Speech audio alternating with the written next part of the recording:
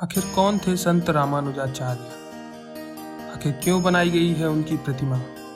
आखिर क्यों उस प्रतिमा का नाम रखा गया है स्टैचू ऑफ इक्वालिटी? जानेंगे इसी वीडियो में। स्वागत है आपका। आप देख रहे हैं लेट्स एक्सप्लोर भारत। संत रामानुजाचार्य, मैं आपको बता दूं, रामानुजन और रामानुजाचार्य दोनों भिन्न भिन्न व्यक्ति थे। रामानुजन भारत के एक महान गणितज्ञ थे, परंतु रामानुजाचार्य भारतीय वैष्णव चिंतन परंपरा में और सनातन धर्म के एक महान विचारक थे, जिन्होंने अपने विचारों के माध्यम से सनातन धर्म में एक क्रांतिकारी शुरुआत उत्पन्न की। पहले जान लेते हैं संक्षेप में रामानुजाचार्य जी का जीवन परिचय। रामानुजाचार्य जी श्री संप्रदाय के प्रवर्तक माने जाते हैं। रामानुजाचार्य जी के द्वारा जो दर्शन दिया गया उसे विशिष्टाद्वैतवाद कहते हैं। उनका जन्म 1016 ईस्वी में तमिलनाडु में हुआ था। उस समय वहाँ चोल साम्राज्य था एवं उनकी मृत्यु 1127 ईस्वी में हुई।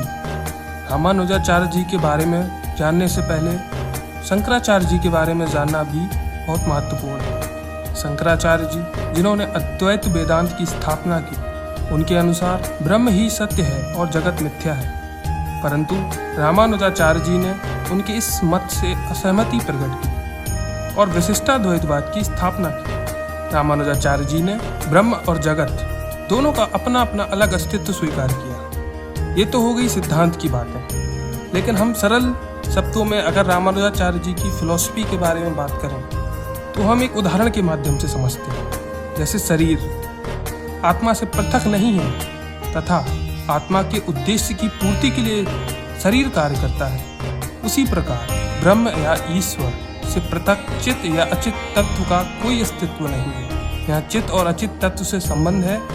चित्त मतलब सजीव और अचित मतलब निर्जीव प्रकृति, अर्थात ब्रह्म से पृथक इन दोनों चित्त और अचितों का कोई अस्तित्व नहीं है। जिस प्रकार आत्मा से पृथक शरीर का कोई अस्तित्व नहीं। चित्त और अचित उसी ब्रह्म या ईश्वर का शरीर निमित्त है तथा ब्रह्म या ईश्वर उनकी आत्मा सदृश्य है।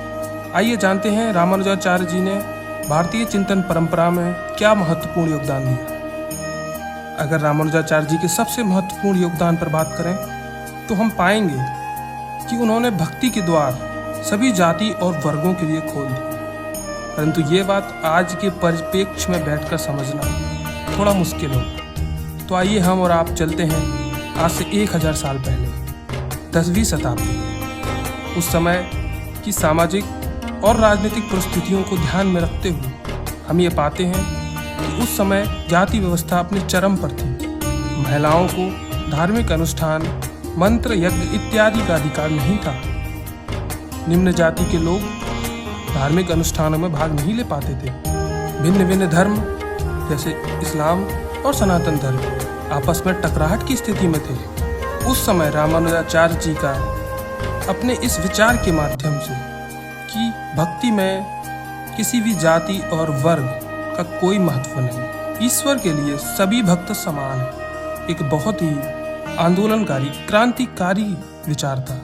यही नहीं, उन्होंने सिर्फ सामाजिक स्तर पर समानता की बात नहीं की, उन्होंने लैंगिक स्तर पर समानता की बात ही नहीं की, बल्कि उन्होंने धार्मिक स्तर पर भी समानता की बात की। दो धर्मों के मध्य समानता, दो सामाजिक स्तरों के मध्य समानता, इन सभी समानताओं के संबंध में उनके जो विचार रहे, जो क्रांतिकारी विचार रहे, उन्हीं को देखते हुए उनके जन्म के 1000 वर्ष के उपलक्ष्य में यह 216 फीट की मूर्ति, जिसको समता की प्रतिमा नाम दिया गया है, का अनावरण किया।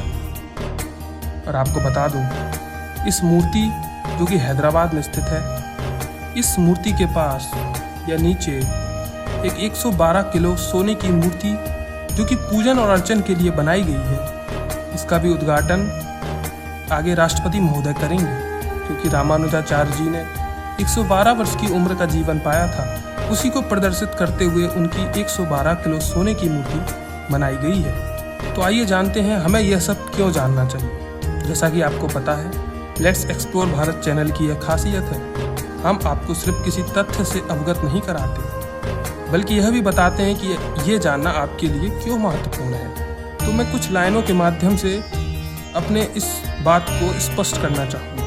यूनान और मिस्र और रोम सब मिट गए जहाँ से, फिर भी मगर है बाकी नामो निशा हमारा। कुछ तो बात है कि हस्ती मिटती नहीं हमारी, सदियों रहा है दुश्मन दौरे जमा हमारा। ये चंद लाइनें बहुत कुछ बयां करती हैं। हमारा सनातन धर्म जिसकी कोई उम्र नहीं आकी गई, सदियों से चला आ रहा है। इसके ऊपर कई आक्रमण हुए, कई राजनीतिक, कई सांप्रदायिक, कई आर्थिक आक्रमण इसके ऊपर हुए। इसके समकक्ष कई संस्कृतियों का आज नामो निशान तक नहीं है। परंतु क्या खासियत है कि हमारा सनातन धर्म जस का तस और उज्ज्वल अवस्था में लगातार चला आ रहा है। इसकी सबसे महत्वपूर्ण खासियत है इसका लचीलापन। जो भी इसके पास आया, जिसने भी इस पर आक्रमण किया, इसने सबको अपने अंदर समाहित कर लिया। आपको वो वाक्य याद होगा जब स्वामी विवेकानंद जी ने अपने ऋग्वेद को सबसे नीचे रखे जाने के संबंध में एक बात कही थी। उन्होंने कहा था, जब उनसे पूछा गया कि आपका धार्मिक ग्रंथ तो सबसे नीचे रखा गया है और उसके ऊपर कई धर्मों के धार्मिक ग्रंथ रखे गए, तब उन्होंने कहा कि हमारा धार्मिक ग्रंथ, हमारा धर्म सभी धर्मों का आधार है। अगर वो नहीं होगा तो विश्व का कोई भी धर्म नहीं होगा। सारे धर्म उसी बुनियाद पर टिके हुए हैं। ये विशेषता है हमारे सनातन धर्म की, और ये विशेषता, ये लचीलापन, इसमें बहुत महत्वपूर्ण योगदान है संत श्री रामानुजाचार्य का। इसीलिए हमें इनके बारे में जानना चाहिए। अगर आपको हमारी यह वीडियो अच्छी लगी हो तो आप हमारे चैनल को सब्सक्राइब जरूर करें, जिससे आगे आने वाली ऐसी ही महत्वपूर्ण जानकारी आप तक सहज रूप से पहुंचती रहे।